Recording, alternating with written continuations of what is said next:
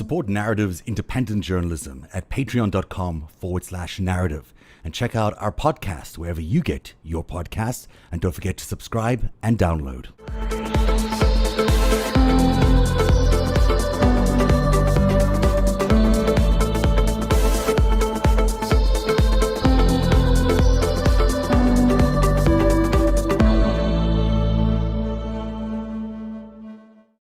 Hey everybody, welcome to Narrative Live, a special edition tonight.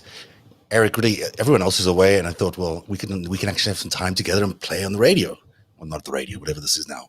This is the TV radio. How are you, Eric Garland?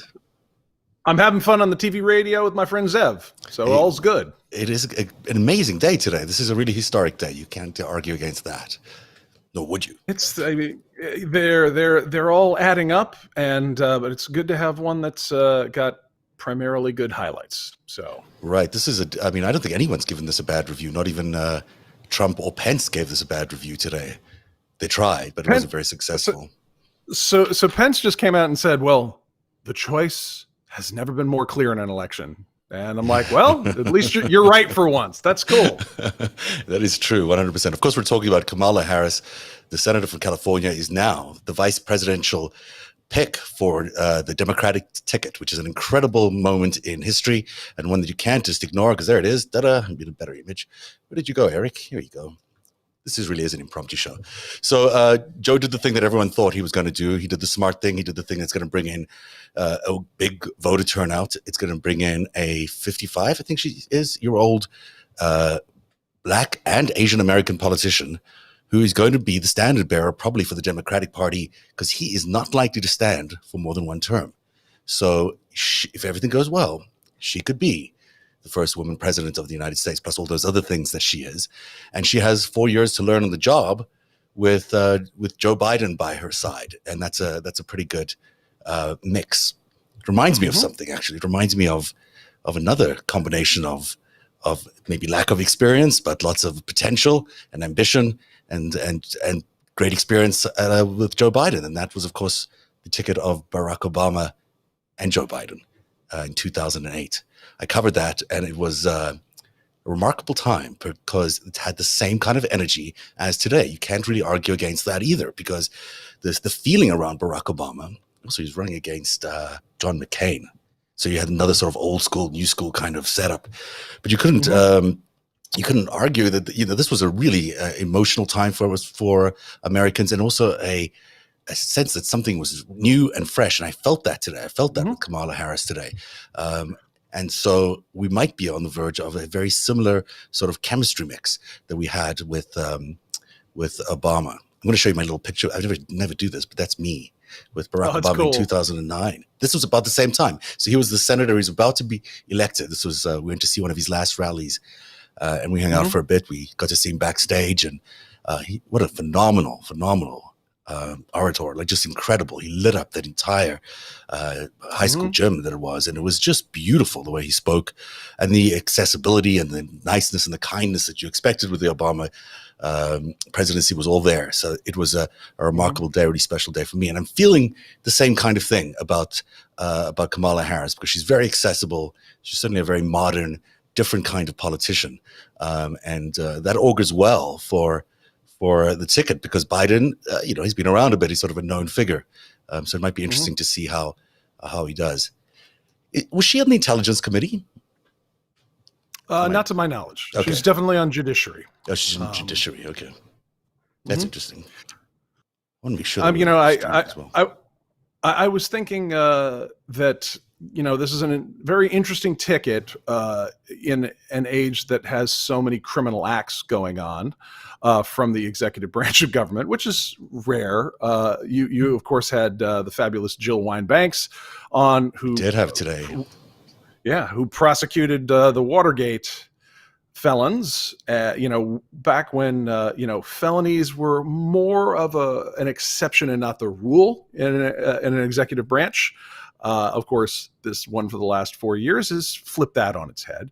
And I just think it's interesting. We're going to have Joe Biden out there to call out the malarkey, and she knows how to prosecute it. So, I mean, she has been a steadfast critic of the administration, on especially around their criminality, and that's been what has been necessary. And I think people were missing that during the campaign. And she has been throughout, as soon as it became known what the facts were around Russian involvement with this administration, she was there insisting that that was the case and prosecuting it publicly. There's a tweet that I have here, which I'll pull up while you chat away, which reflects that. And that kind of clarity from a senator and a candidate is exactly what people want. I think going into this election is the absolute certainty that you've got someone who knows the facts around who Donald Trump really is and can prosecute that. I believe this is a tweet from her. It's officially. She said, "Remember that this president is an unindicted co-conspirator in a felony criminal investigation and should not have the ability to appoint someone to a lifetime position on the Supreme Court. Kavanaugh's hearing should be delayed until the investigation is resolved." Of course, it wasn't. And we now have Justice Kavanaugh. Which is interesting as well, because Donald Trump spoke about that in his critique of Kamala Harris. We'll play that a little later on. I just can't stomach him right now. So we'll just stick with what we have here. But she's the right person for this, because we need someone there who can go, especially during the debates, who can stick it to these guys, and then on the trail, who can really be critical of what they've done to American democracy, and really explain to people what those felonies really mean and what those investigations really mean, and that he would be indicted if he weren't the president of the United States. Well, we were talking about experience, and it's true. Kamala Harris has only been a U.S. senator replacing Barbara Boxer in 2017 following the 2016 election, but she's far from inexperienced. She was a prosecutor alone for 26 straight years. She started as in the DA's office in San Francisco, which is that's not a small, one horse town. You got, just on the city level, those crimes are that she's going to prosecute are going to be, broad reaching of a variety of types. You're going to have international, involvement. You're going to have interactions with the FBI and as well as the state. And then she went on to be state attorney general of California, which of course is not a small and insignificant state in any way. Mm-hmm. And, she went from there as attorney general to U.S. senator. So this is a woman who spent 26 years enforcing the law. And then she goes straight to senator, where she's on the Judiciary Committee and she's making the law. And we are in an era that has been defined by law testing and law breaking. The laws that are broken, we've yet barely begun to scratch the surface of that. I think because the administration itself has been in motion, and it is just a felony perpetual motion generator. The longer you let it, roll, the more felonies fly off of it, potentially forever if we let it go. But when that stops, we're going to be able to count up what acts were done and not interfere with an ongoing presidency. But more than that, we had rule and law testing, where I was just reading an Inspector General report from the State Department of Mike Pompeo using his power to declare an emergency situation in order to facilitate one arms deal, $8.1 billion to Saudi Arabia, the United Arab Emirates, and Jordan, not exactly our closest allies these days. That was the most shocking move by Pompeo, and still, remarkably illegal, of course, and yet got away with it. Those arms did land up being, or seem to be, have gone over to Saudi Arabia. But that needs to be obviously investigated. Under normal circumstances, no administration would survive this, but this is such a lawless administration, you can't tell where the law begins or ends anymore. Right. And, this is what I mean by the law testing, is that, the Secretary of State is assumed not to be a wanton felon, perhaps incorrectly. It's been more by tradition. But we expect them to do the right thing. We expect their policies might be misguided, but that they won't just openly, flagrantly violate the system and its principles. And here you had the general expectation that an emergency should be an emergency. It shouldn't be decided 20 days before you declare an emergency that will allow you to get around Congress And and there send wasn't these one. weapons out. There just wasn't one. There just wasn't one. Yeah. If you're planning it 3 weeks out, that's planned. It's not emergency by definition. And is that conspiracy to defraud the United States? Who knows? Maybe the future DC prosecutor will decide that. I don't know. That between Mike Pompeo and future prosecutors. You'd think that it could be. I mean, there's also the issue of Bill Barr, the sort of, I don't know, he's not really an attorney general because he's not operating like an attorney general. He's just sort of he's a cover-up guy who is killing every investigation related to the president, and he's not even trying to hide it. I mean, today you were talking about the Michael Flynn case that was being heard. Why did you catch up everybody on that? Because I think there's a lot of news in there, and we'll get back to Kamala and company in a bit. Well, speaking of of laws and traditions and this administration, of course, the saga of Mike Flynn, who was working as an unregistered agent of the Turkish dictator Erdogan, and also working alongside being paid by Russia on the way to taking an incredibly sensitive national security position as national security advisor.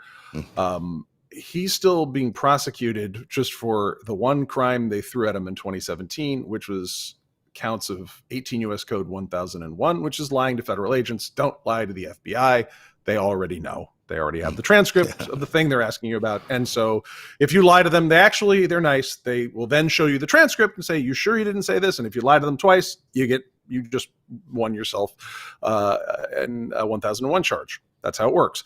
And, he agreed to cooperate, and then he unagreed, and it's been this whole saga. And today we had the entire DC Circuit Court sitting on bank.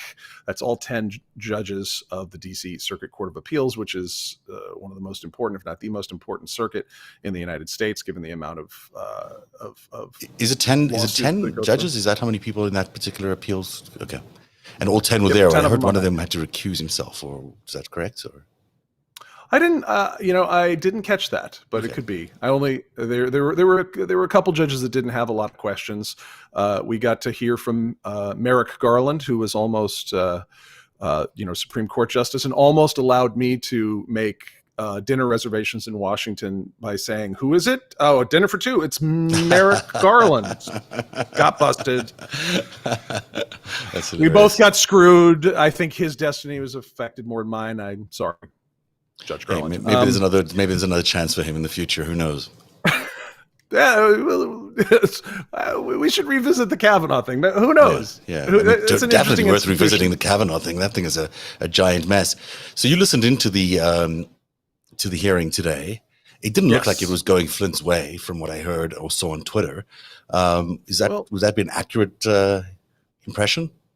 Well, it helps if your argument isn't complete and utter nonsense. That always helps in a court case.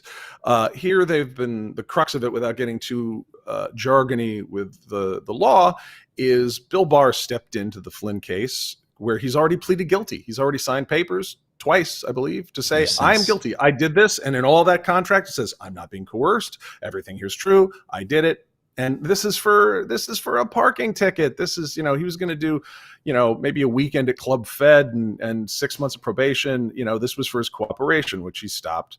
But Barr wants, apparently, everybody to believe that they own all the laws of physics. And no, don't cooperate with prosecutors. Just, we got this. Trump can bail you out, even though that's obstruction of justice, really. It's, so we're talking about tradition. Is it illegal for him to do that? Only if you can prove a conspiracy to obstruct justice, which your guest earlier today, Jill Wine-Banks, has done before. Yeah. It can be done. And she, I believe, said that Barr guy should be in prison for what he's done.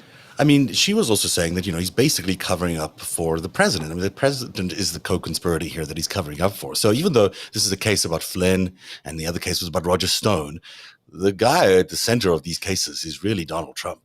And I read her book, and she pointed out that the reason that the tapes were submitted, and this is regarding Nixon, the reason why the Supreme Court ultimately allowed them to use the tapes is because he was the central conspirator. So if you couldn't, without him in the case, well, you couldn't prove the case. So, and it's the same situation here. In order to prove all these other cases are as important and serious as they are, you kind of have to look at Donald Trump as the main guy in the middle of it, because guess what? He is. I mean, frankly, you or I could call up Sergei Kislyak, as ambassador in early 2016 and go, hey, Sergei, want to talk about the sanctioning and your diplomat spies getting PNG'd out of the country and shutting down the residenturas? We could call him up and it wouldn't be that big a deal, because we're not advising a guy who's going to be president while there's already a president. See, yeah, there's that central co-conspirator. That whole thing. It's not right. Now, I'm going to play a little bit of the interview we had today. So LB and I had a great opportunity to sit down with Jill Wine-Banks, who wrote the book, The Watergate Girl. It's all about her experience as the sole female prosecutor in a very early stage in women in justice, I should say, and when she prosecuted the Watergate scandal and won. So here's a couple of minutes from that. It's really interesting. And then on the other side of that, we'll keep talking about Kamala Harris and others. Also, I'm on the Periscope. I don't know if you can access the chat because I might have disabled it. But if you want to write there, you can leave your comments about how you feel about Kamala Harris and Joe Biden. In the meantime, here's Jill Wine-Banks. There is an attempt, it seems, at least from the Justice Department, or at the very top of the Justice Department, from the Attorney General himself, to really cover up every single crime that Trump could be impacted by, whether it's Roger Stone or Michael Flynn. Yeah. And there is obviously a commonality there between Nixon and Trump in terms of wanting to cover up and obstructing justice. But this seems so much more serious these days. I mean, this is it's a whole different level. Well, Mitchell, who was the Attorney General under Nixon and then took over as the head of CREEP, went to jail for his crimes, for his obstruction of justice. If there is any justice, William Barr will also go to jail. But William Barr is a much more serious threat to democracy because he's still the Attorney General while he's doing all these things. And I do think that the motion to dismiss the Flynn case is an attempt to keep Flynn from cooperating with the prosecutors by saying, look, you're not going to go to jail. You're going to get out of this. You don't have to cooperate.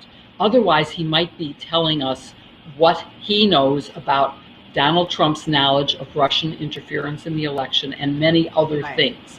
So to me, it's a clear case of an apparent obstruction of justice.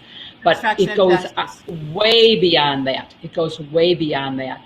All of the, including the attack at Lafayette Square on peaceful protesters, including just so many things that Barr has done that make him impeachable, disbarable.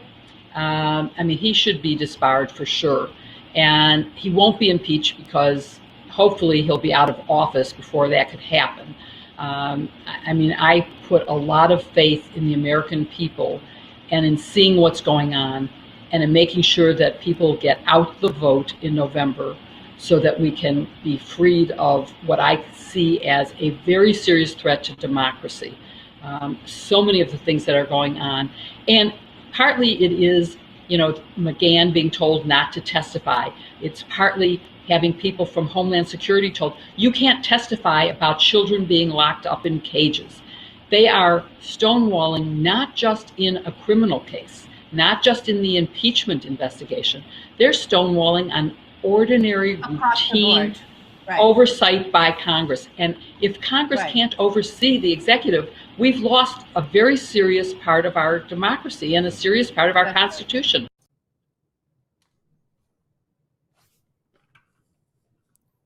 We lost you there. If I turn up my mic. There we go. That simple thing.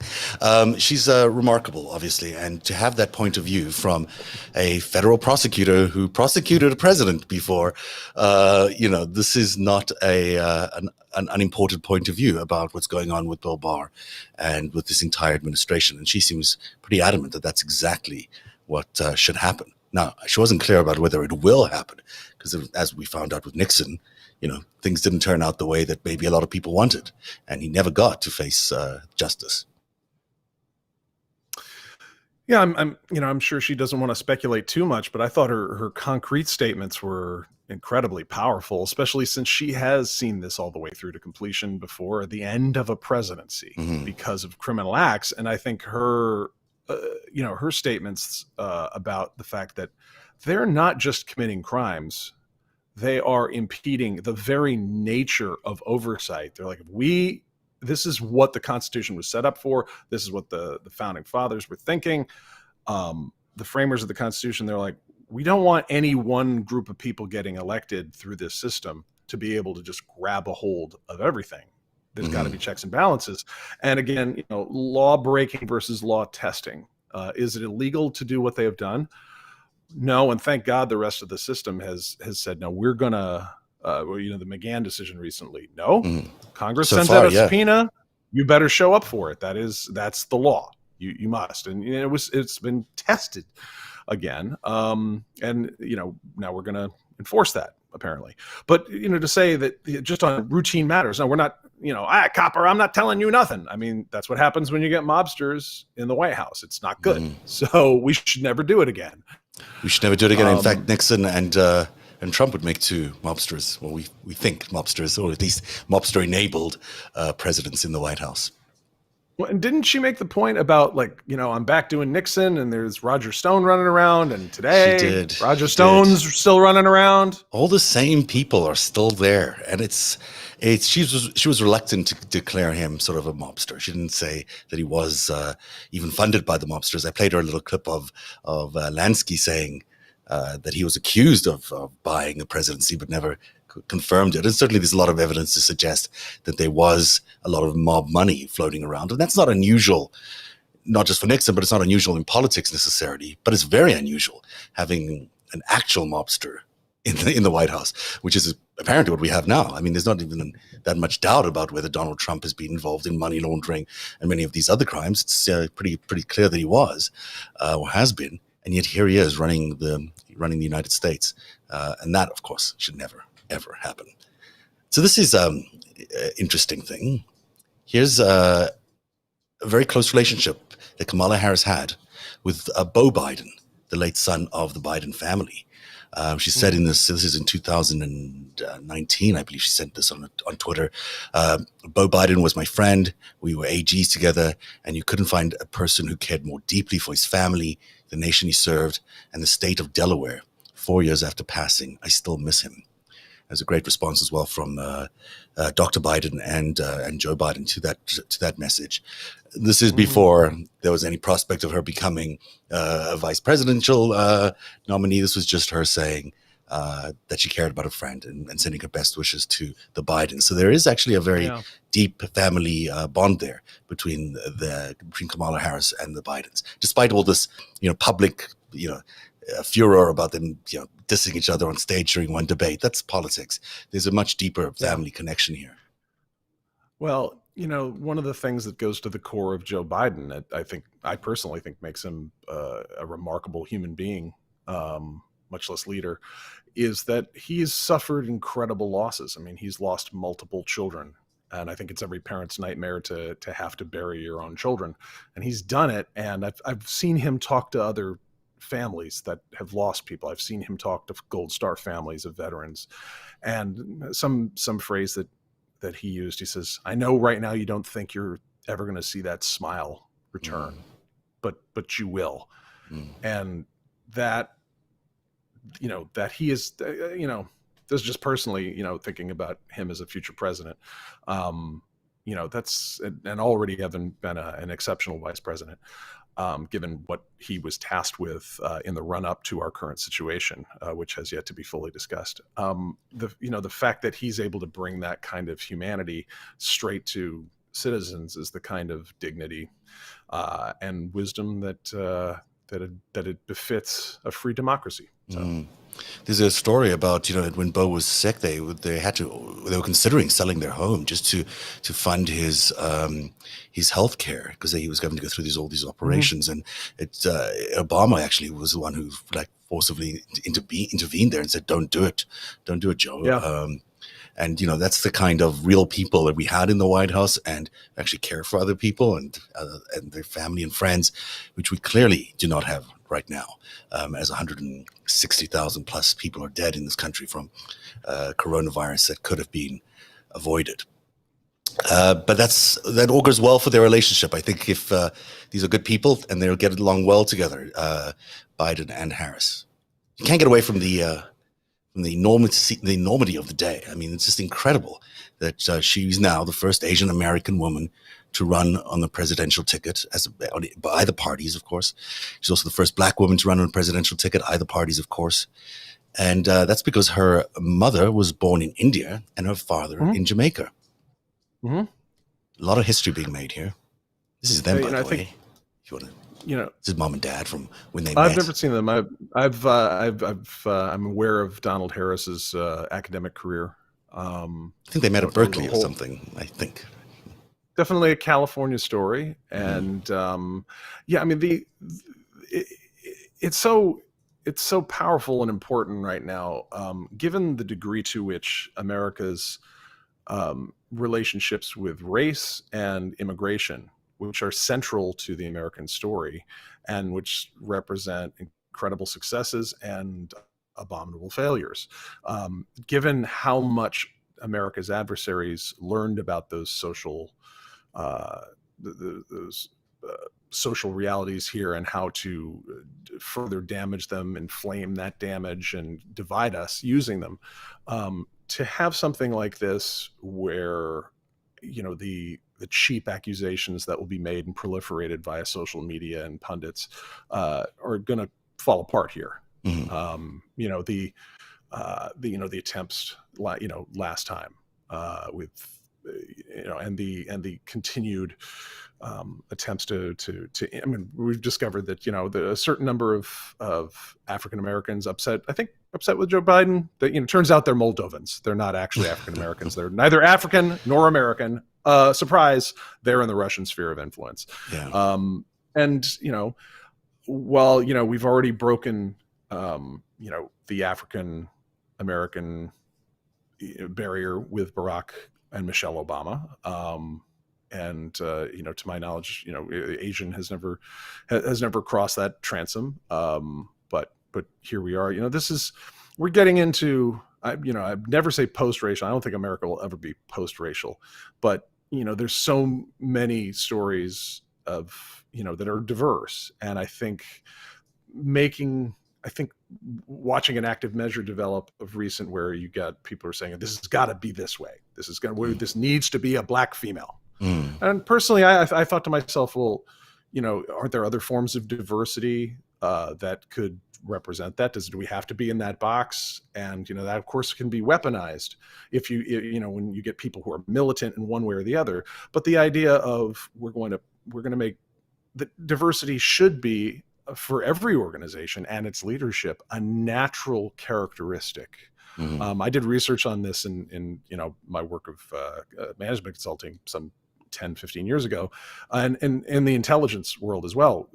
We've known this for years, that a diversity of mindsets and backgrounds are actually utterly critical to intelligence analysis. That there is stuff that you will learn that you will just know instinctively by being from a different background, whatever it is. Your parents are from a country you're studying, or you speak a number. You know what it's like to speak 2 or 3 languages at home, or you're from a minority. Different mindset. It really helps. Yeah, different mindsets, and to have American leadership reflect that, perhaps not in a way that allows people to weaponize that against us, but to just make that just naturally how. Well, yeah, we should have a diversity. It shouldn't just be old white guys. And it should be as rainbow as possible, not with any particular strictures, but just as a general concept, not because we're trying to run away from something bad, but because there's something inherently useful about it and superior about that diversity. I think we're moving into that space where this is a huge day, but we had a woman running for president last time. And she won the popular vote, and probably without our friends in the hostile foreign intelligence services may have also won the electoral college, given the closeness to the margin. So Absolutely, America totally was. right. We were ready for a woman president 4 years ago. We didn't get one. We've had a black president before, and we got one. And now we're gonna move forward. And if this is gonna be dialogue that gets inflamed by folks, and we got a super old white dude from Scranton, Pennsylvania by way of Delaware, and then a woman of 2 immigrant parents who is, a lifelong enforcer of the law, who represents both Asian and, African American culture and Caribbean, all that. Throw it all into the leadership mix. And so go ahead. Yeah. And we're, that's the future, baby. We're heading I'm just that excited direction. about the possibility of having someone there who gets to learn on the job a little bit. It's incredible when we just find out, when Donald Trump walks into the 1600 Pennsylvania, and we have no idea whether he can do the job, and can't, as it turns out. In this case, you're going to have her. When we know that Joe Biden can, and we know that Kamala Harris can now have 4 years where she can certainly learn how to do that job before she runs for president, or maybe it'll be 8. But there's certainly the potential she can run in 4 years, assuming, of course, she will. We assume this ticket's going to go the way we think. But that's helpful. I think Americans should be a little bit gun shy of politicians who don't have experience in actually governing. Oh, I hope that is. Was it Tina Fey who coined the term that sex and politics are the only 2 activities where somehow inexperience is seen as attractive at all? Right. It's and true. As you get older, you realize both. That's incorrect. Yeah, that's true. There's certainly no draining the swamp if it looks like Donald Trump has portrayed it, has done it. It's not really very impressive. By the way, Donald Trump will be out there saying he's not a big fan of Kamala Harris, but that's not what the record shows. He donated. He donated September 26th, 2011. $5,000 went to Kamala Harris's re-elect campaign for Attorney General. He did it again, so he obviously didn't mind that. In 2013, he donated another $1,000. And there's Ivanka in 2014. 2014, she donated $2,000. So if you hear any criticism about Kamala Harris, especially as Attorney General of California coming from the Trump campain, just show them this. And they'll have hopefully the go away. FEC database. Yeah, it's fantastic. Lots of good information there. She's also really, really cool in so many ways. And one of the ways she is really cool is that she dances really well. And we like dances. So did not know that. I'm going to show you in a second. I'm just going to try to pull up a different version of this thing here. Ballroom, salsa. A little bit of that, a little bit of, you can mix in whatever you want in this video. Let's take a look. All right. She can move. I can't hear the music, but that's definitely okay. There is no music. It's like a lot of noise. They're banging a lot. Yeah, but she can do it. She can move. Yeah. No, she's not going to clap on 1 and 3, people. We've got clapping on the backbeat is down. She's got that thing. She's got right. The hips can move. Okay, yeah. So that's pretty good, right? This is why she beat Klobuchar. Everyone's thinking. If you saw the Klobuchar white girl dance. That's what put it over the edge, people. It reminds you a little bit of Michelle Obama, of course. And, she also has smoked weed. I'm not going to say whether that's cool or not, but she smoked weed. And I'll let her talk about it because, we should let her talk about it. She says a long time ago, but she does confess to inhaling. She lives in North. Okay, this is like in Vermont. I'm from Vermont, and Vermont, to my knowledge, hasn't still legalized marijuana because I don't think Vermonters know that it's illegal. And the woman was in Northern California. She's in San Francisco. Showing up at work pantsless is, I was there. It's optional. Let's listen to her describe it. I believe we need to legalize marijuana. We need to move it on the schedule so that we can research the impact of weed on a developing brain. Have you ever smoked? I have. Okay. Like in college, I inhaled. I did inhale. I inhaled. It was a long time ago. But yes, I think that it gives a lot of people joy, and we need more joy. That's very true. Very true. And well handled as well. I don't think anyone's going to have any difficulty with that. I mean, yeah, our problem is fentanyl, not weed. Right. They actually asked Donald Trump today about the drug thing, about the weed thing. And, we know from past shows that people have said that he's got his own addiction issues. And so he couldn't obviously answer with any sort of honesty around that. Not that he would anyhow. But so he just smiled through the question and just dodged it completely because he knows it's just such a trap for him. If he starts admitting, they're criticizing her for smoking weed, then he might have to get criticized for his own whatever he does. So that's interesting. Hopefully that this puts that all to bed. It's like an era of baby boomer politics where anyone gives the slightest crap about that. But, even on your famous SF-86 forms, when you go to get your security clearance, what they're looking for on pretty much every question is, I tried it once in college, I didn't really like it. And even if that's not the case, it's like, you don't have anything active going on, do you? There's nothing that's going to compromise you. You're not going to have to buy anything from a weird source. That's what they're looking at. Yeah. And, we're looking at presidents who aren't going to catch an Interpol red notice so they can't travel on diplomatic trips because they're going to be arrested at the next airport. Right. That's what we're leaving. Although, these days, if you look at Bolsonaro and those, that's exactly what they do. If you're hearing a lot of whining, it's my dog who wants to really leave and go outside, even though the door's open, he can't see. So that's why you're hearing him whining, and I apologize for that noise in the background. It's not my tummy or anything like that. We're all working at home. We're all working at home. What else can I share with you about the situation? Oh, so she did. Donald Trump was asked about Kamala today. Here's part of his answer. I had to cut it down because I can't stand the whole thing. But here's what he said. Good. Let's take a look at Trump trying to knock down Kamala Harris. Where you're going to lose your doctors, you're going to lose your plans. She wants to take your health care plans away from 180 million Americans. 180 million Americans are very happy with their health insurance, and she wants to take that away. So she was my number one pick. I mean, she was, as they would say, because hopefully you'll start college football, she was my number one draft pick. Right. And you'll see how she works out. Terrifying. She did very, very poorly in the primaries, as you know. She was expected to do well. She did really well. And she just had to bail. She ended up at right around 2% and spent a lot of money.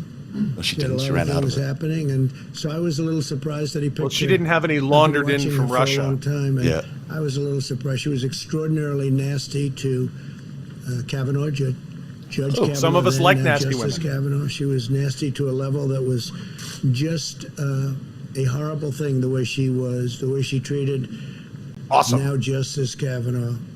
Perfect. And I won't forget that soon. I'm sure she's not going to forget that either. She's not going to forget that you put Kavanaugh in there, and she's not going to forget that you think that she's nasty for asking legitimate questions of a Supreme Court justice. And everything else he said was just a total lie. I mean, just complete nonsense.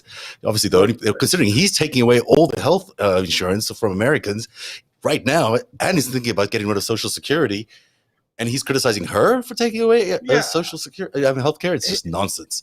He said he was the king of the Jews. I mean, he says something every day. And, I was talking about this last night as people were, he got the dates of World War II wrong. No, he didn't. He got you to not talk about Deutsche Bank complying with the subpoena for the Manhattan DA's office. It's exactly what he does. Not talk about the bounties on American soldiers paid for by Russians.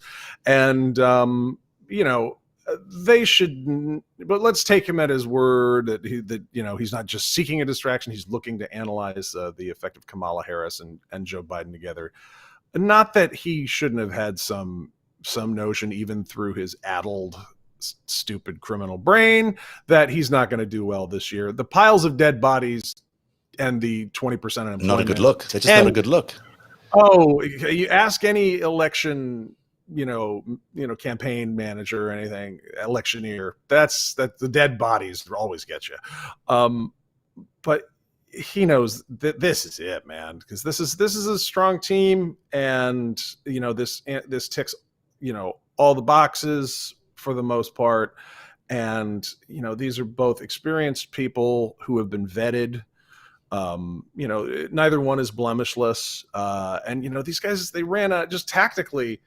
They were, you can tell how afraid they were by when they deployed the Burisma stuff. Mm-hmm. They could have sat on that another year and brought it out now, but they're like, if you think about, Adam Schiff had only had chairmanship of House Intel for 6 months. Jerry Nadler had only had chairmanship for 6 months. He knew there could be an impeachment, and so we're going to throw Ukrainian stuff at it. It's like, what are you, insane? Semyon Mogilevich is originally Ukrainian. You've got Dmitry Firtash, who is attached to your personal lawyer and to your flunkies in Florida and to your old campaign manager Manafort, and is wanted in the Northern District of Illinois. What are you doing bringing up Ukraine in 2019? Well, he probably thought, they're going to come for me. I got to find something to throw, and he knows Joe Biden was going to be, a strong contender, and he was right. He was right, but it didn't work. The strategy didn't work. Sending Giuliani on that little mission to bring back whatever it was he supposedly brought back didn't work. They released more of the Hunter Biden stuff this week. There's going to be more to come because they're going to accuse him of all that China stuff. None of it is going to work, especially about China, because it's just every day we're finding out more about how close Donald Trump is to China. I didn't realize that so many floors of Trump Tower were basically owned at least by the Bank of China, in addition to the $200 million that he owes them. I mean, he is so beholden to China that it makes Russia look like a walk in the park for everybody else, and not to mention Russia and China are, joined at the hip. So that's not going to work. And so they are out of tricks, I think. The Steele dossier was the product of a private, not an intelligence community, but a private effort to get a sense from open source analysts of what's floating around about Donald Trump and Russia. And of course, there was so much, it freaked even an old hand like Christopher Steele out, who's now out talking publicly, going on podcasts. And in 2018, he passed his report up to the Intelligence and Security Committee of the UK Parliament, which is out now. But if you go back to where people originally heard Christopher Steele's name in early 2017, where they rushed that thing out to try and, we're going to get caught for the Russia things. There's a line in the Steele dossier about how Russia was pleased that they were only focusing on Russia because, of course, this partnership included other countries that were not trivial. And now we know particularly which one they were glad to obscure, which was China. At the end of the day, this is all a big smokescreen to hide China. And China and Russia have been working actively together because they have a lot of common interests. That's true. And, they've been close for many, many decades in different ways. But China's the one who stands to gain the most. And China's the one that seems to be currently doing the most damage to America. Whether you accept the coronavirus as being accidental or otherwise, it certainly looks like their attempt to contain it and Donald Trump's attempt to contain it appear to anyone really like it's an intentional attempt to allow this thing to spread. And you can't look at the facts any other way. There's just no way to look at them in any other way. So that's going to make for an interesting election. Any last thoughts about Kamala? I think we've covered it.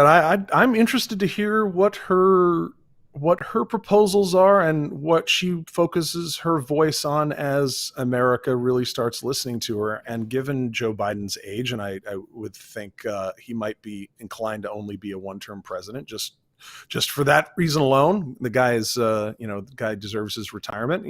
People are going to listen to Kamala pretty closely because she will be the front runner. Should everybody? I mean, I don't know if they heard this. Joe is actually down 20% everywhere, so everyone registered to vote. But this is she's stepping onto the national stage one way or the other, and we get to hear from her in her own words in a way we haven't. So that's what I'm interested in hearing. I mean, I think she'll do wonders on the race portfolio. I hope she gets to own a big chunk of that because I do think that because of experience in justice and law and order, she can help reform police departments and police legislation around the country that's desperately needed, without affecting law and order per se, but in fact, strengthening it, by having police actually connect to the communities and not treat the communities like they're targets, working within communities, you get a much stronger community at the end of the day. And she's the kind of person who understands the legal system, who can really, really do a strong job on that. And the same thing goes with prosecuting Trump Russia and whatever, Trump China or whatever other countries there are. We have a real problem with the foreign disinformation and policing, these foreign assets that are in our country. It's not working, obviously, because they're being allowed to run rampant. So what do we do about that? What do we do about Huawei? What do we do about 5G? Those are all things that I think she could be really interesting in. I think you just brought up, bring up the domestic policing is really critical. I think counterintelligence, I don't think we'll be ignoring counterintelligence anytime soon. But we got guys like Adam Schiff out there who are literal, 30 plus year old hands at counterintelligence prosecution. I wonder what he'll do, in the next few years. I live here in St. Louis.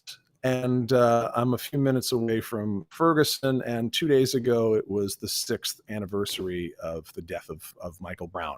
Wow. At the hands of the Ferguson Police Department. And there were a lot of reforms that sprung into action as a result of that had been developing since some of the tragedies around Trayvon Martin and many other African-American men, particularly, who were gunned down by police in extra-legal circumstances that were all videoed and shared and shocked the country. But the Department of Justice under Barack Obama really started moving very heavily through its Civil Rights Division to enforce, through consent decrees in lieu of lawsuits and judgments, a return to constitutional principles. And when Trump came in, that progress that had just started to turn a year and a half old, so it's just getting warmed up.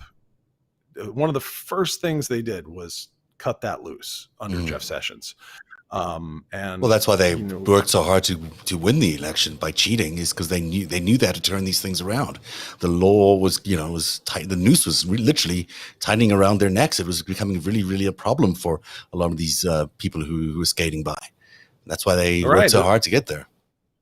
Especially if you've got, if you really could, as the mob always had, could use a hand from police departments that look the other way, or at least have some people on the force that look the other way. There's many, if not the vast majority of good police officers that do a valuable public service, and those that are on the take. None of these are new stories. But we'd started to make real progress against some systemic problems. And then that got, kind of scrapped under Trump starting in early 2017. But those consent decrees were still in force, and they may have said, "Oh, we're not going to pursue this" or whatnot. And I think there's more than one police department that maybe thought the coast was clear. But that's the thing when you're dealing with the FBI or federal oversight, that just because they're not prosecuting you right now doesn't mean they're not keeping track. And it will be very interesting if there is a Biden-Harris administration, and the vice president tends not to have, the lead on every policy, right? But it usually has one thing that they're particularly passionate about. We were lucky with Biden as vice president. He was he was just so skilled at foreign policy and domestic policy with the Senate. He was just so good at wrangling them that so much got done because of him.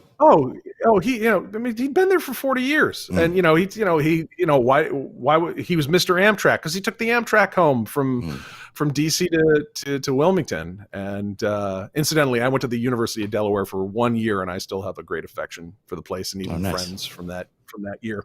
But he was always home to Delaware, and he always he thought domestic policy and foreign policy, which he really helped him as vice president. And Kamala is going to be in a similar, she doesn't have the same length of tenure in the Senate, but she does have those decades of law enforcement. So it'll be very interesting to see a woman passionate about reform, and particularly where it involves racial disparities, where a lot of these live. It'd be interesting if there were any police departments in the United States that thought the coast was clear under Trump and went back to some bad old habits, and then in walks Kamala Harris and whoever they pick as Attorney General. And there are so many good choices. Sally Yates looked great the other day. Sally Yates did look fantastic. I do love her. She's one of my favorites. There's also Elizabeth Warren is a really great pick for the cabinet somewhere. Some people say she'll stay in the Senate to really drive policy there, but it would be great to see her involved in the cabinet in some ways.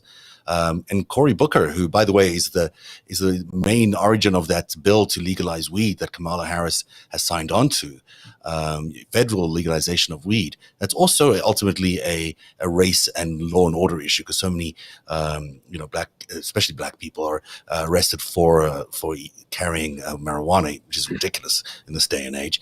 So that's the reasoning behind the legalization of marijuana initiative that I think we could see happen in this new administration. But yeah, and combine that. Well, no, I mean, it's right in there. I mean, you've got, because, you're talking about sentencing and prosecution that is racially disparate, where, Black Americans cannot expect the same treatment in front of a court that white Americans can, especially around, those criminal issues. And the drug war has been extraordinarily hard on the African American people of the United States. And to have people that are going to know that coming in, and they've got a whole laundry list of things they want, that they want changed, improved, reformed, and fixed. There's really a deep bench of policy expertise, and I think we've been living under this, the talking points, the propaganda really of, we've got big government's a problem. We need small government. Grover Norquist, who said, I want a government so small that I can drown it in the bathtub. They made one so small that Vladimir Putin could drown it. Yeah, and then they just stole everything. At the end of the day, the party of small government ended up just being thieves. They just stole government. And, that's the first ones with the PPP money, the first ones to give their college friends, government contracts. So America's a big country. It's got lots of money. It should have a big government that can handle everything it needs to do, because America needs it. It's a big country, and it certainly doesn't spend as much on healthcare or anything else in terms of a state funds as other countries per capita do. And it's the results in other countries when you've got universal healthcare are remarkably better than what is currently in the United States, where people are overpaying for everything, and private healthcare is not really working for everybody in the United States. I think we should call it a night, because it's 9 o'clock. We've been on for a bit. It's been fun. Right. It's been fun hanging out. I've had a long day because I didn't really sleep last night because I was getting so excited about Jill Wine-Banks that I stayed up listening to her audio tape. And I was like, oh my God, is she going to fall in love? Is she going to fall in love? And she does. I would spoil it for you. But maybe she falls in love at the end. So we should read the book, The Watergate Girl. It's really good. And hopefully Jill will be back. And an exciting day for everyone today. Kamala Harris announced as the vice president pick by Joe Biden for the Democratic nomination. And we're really excited about that. I think the convention is next week. Is it next week? I think it's coming up soon. I think it's next week. They start Monday. Yep. Okay. We should carry some of that live, considering it's all happening via the fine interweb. We can be frontline correspondents there. Last time I was at a Democratic convention was the one where Barack Obama was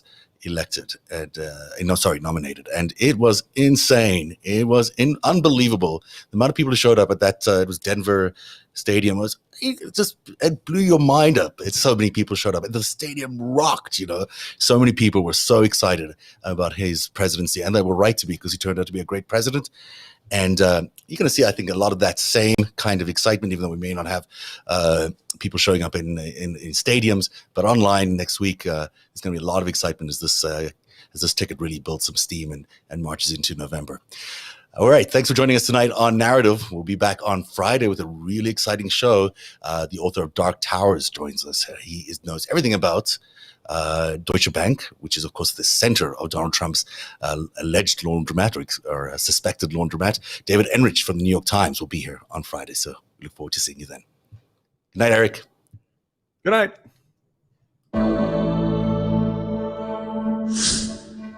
Support Narativ's independent journalism at patreon.com/narrative and check out our podcast wherever you get your podcasts. And don't forget to subscribe and download.